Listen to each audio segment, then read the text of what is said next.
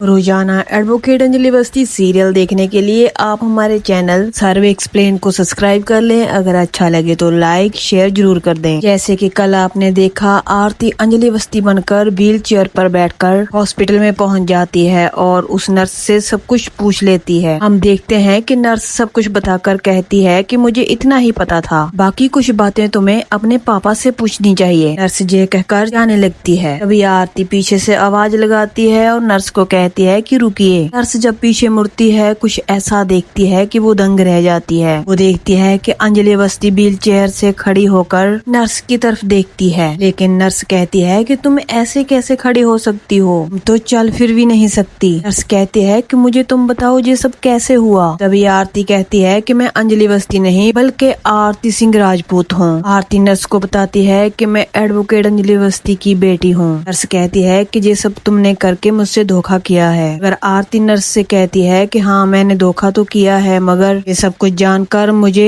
अपने पापा के कातलों तक पहुंचना है। ये कहकर आरती वहां से जाने लगती है। पीछे मुड़कर नर्स को कहती है कि व्हील चेयर इसी हॉस्पिटल की थी, प्लीज आप किसी को कह देना, वो ले जाएंगे। आगे हम देखते हैं कि गणेश अवस्थी बाहर से सब्जी लेकर आता है और पद्मा को आवाज लगाता है, पद्मा मैं आ गया। लेकिन अपने सामने अंजलि को खड़े होते हुए देखकर चौंक जाता है। वो देखता है कि अंजलि एकदम स्वस्थ हो गई है, वो अपने पैरों पर खड़ी हो सकती है। गणेश अवस्थी खुश होता है, पद्मा को आवाज लगाता है, बाहर से स्टेफनी और सब लोगों को आवाज देता है, जल्दी आओ देखो आकर अंजलि ठीक हो गई है। पद्मा और सब लोग आ जाते हैं। गणेश अवस्थी कहते हैं देखा भगवान ने मेरी बेटी को खरका ठीक कर ही दिया। गणेश अवस्थी की खुशी का कोई ठिकाना नहीं होता। अगर पद्मा इस बात को समझती है, वो सबको जानती है कि ये आरती ही अंजलि अवस्थी के कपड़े पहनकर खड़ी हुई है। आरती के नाना उसको आवाज लगाने लग जाते हैं, आरती तू कहाँ है, कर देख तेरी माँ ठीक हो गई है। तभी आरती के मुंह से एक आवाज आती है और अपने नानू को कहती है कि धोखा खा गए आप। आरती के नानू पीछे मुड़ते हैं और कहते हैं कि क्या मैं धोखा खा गया। आरती उन्हें बताती है कि हाँ, नर्स भी मुझे देखकर धोखा खा गई थी और अब आप भी। गणेश अवस्थी आरती से कहते हैं कि ये तू क्या कह रही है, मुझे कुछ समझ नहीं आ रहा। आरती कहती है कि नानू एडवोकेट अंजलि अवस्थी नहीं बल्कि आरती हूँ। गणेश अवस्थी रोने लग जाते हैं और कहते हैं कि तुमने एक बुढ़े आदमी को धोखा दिया है। कहते हैं कि आरती हमने तुम्हें सीने से लगाकर पाला है और तू आज अपने नानू से धोखा कर रही है। आरती के नानू रोते हैं और कहते हैं कि पल भर में मुझे ऐसा लग रहा था पूरी दुनिया बदल चुकी है, मेरी बेटी ठीक हो गई है। आरती के नानू कहते हैं कि तुम्हारे लिए ये मजाक होगा, लेकिन ऐसा घटिया मजाक कोई किसी से करता है क्या। आरती कहती है कि मजाक तो नानू आपने मेरे साथ किया है। आरती कहती है कि आपने 21 सालों से मेरे साथ मजाक किया है। पद्मा आरती को डांटती है और कहती है कि तू कैसे बात कर रही है अपने नानू से। आरती कहती है कि मैं तो ठीक ही कह रही हूँ पद्मा मौसी, उन्होंने मेरे साथ मजाक ही तो किया है। 21 साल हो गए जी सबको बता रहे हैं कि मैं पैदा होते ही मर गई थी। आरती अपने नानू से बार बार सवाल करती है और कहती है कि आपने उस नर्स नीता शर्मा से ऐसा क्यों बोला था। आरती के नानू कहते हैं कि मैंने ऐसा कुछ नहीं किया है। अगर आरती कहती है कि आप बिल्कुल झूठ बोल रहे हैं। आरती अपने नानू से कहती है कि इसीलिए मैंने अपना भेष बदला। अगर मैं एडवोकेट अंजलि अवस्थी ना बनती तो मेरे सामने ये इतना बड़ा सच नहीं आता। आरती कहती है कि मुझे भी कोई अच्छा नहीं लगा सबको धोखा देकर, मुझे सिर्फ ये जानना है कि आपने उस नर्स को ऐसे क्यों बोला था। आरती अपने नानू से कहती है कि उस दिन तो दादाजी की पूरी फैमिली थी वहाँ पर, अपने उन लोगों को क्यों नहीं बताया कि मैं जिंदा हूँ। गणेश अवस्थी आरती के सामने झुक जाता है और आरती को सब कुछ बताने का फैसला करता है। आरती के नानू उसको बताते हैं कि एक्सीडेंट के बाद जब मैं वहाँ पर पहुँचा, मुझे सुनने में आया एडवोकेट अंजलि अवस्थी कोमा में चले गई है और मन सिंह राजपूत दुनिया छोड़कर चला गया है। गणेश अवस्थी कहते हैं कि मैंने इसीलिए ये फैसला लिया था कि वो लोग तुम्हें भी नहीं छोड़ेंगे। मैंने नर्स नीता शर्मा के आगे हाथ जोड़े और उनके पांव पकड़े, उनसे ये गुहार लगाई कि तुम्हारे बारे में किसी को न बताएं। आरती के नानू बताते हैं कि वहाँ पर एक आदमी आया, तुम्हारे बारे में पूछ रहा था। तब उस वक्त मेरे कहने पर नीता शर्मा ने तुझे मरा हुआ घोषित कर दिया। आरती के नानू उसके सामने हाथ जोड़ते हैं और कहते हैं कि तुझे बचाने के लिए ही मैंने ये सब कुछ किया था, तू मेरा यकीन मान, मैंने तुमसे कोई भी झूठ नहीं बोला है। आरती अपने नानू से कहती है कि उस शख्स की आपने आवाज सुनी थी, क्या आप दोबारा उसकी आवाज सुनेंगे और पहचान जाएंगे। आरती के नानू कहते हैं हाँ, मैं उस आवाज को जरूर पहचान लूंगा। 21 साल हो गए हैं, आज तक मैं उस आवाज को नहीं भूला। आरती अपने नानू से वो सभी नाम पूछती है जो फाइल में दर्ज होते हैं और अपने नानू से पूछती है कि क्या इन लोगों जैसी तो तो आवाज नहीं थी।